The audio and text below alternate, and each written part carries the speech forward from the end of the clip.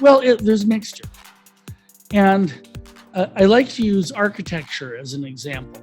So architecture can be an art, but it also has to pragmatic.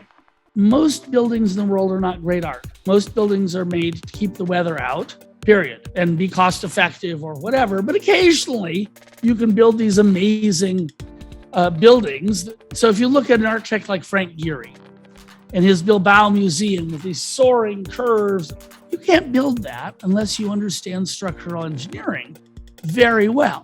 Otherwise, the damn thing will fall over.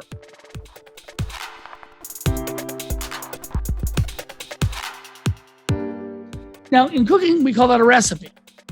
And if you say, do this step, do this step, do this step, you'll get a good result if it's a good recipe.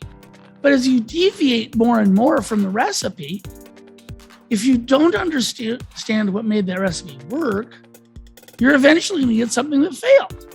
I think that it's that kind of understanding of your medium that enables you to create art.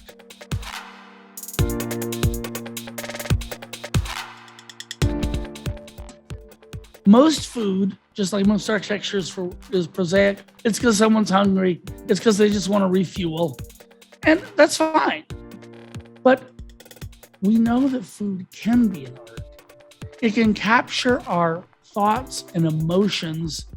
It's also, most art doesn't become us in a direct fashion. It may influence us.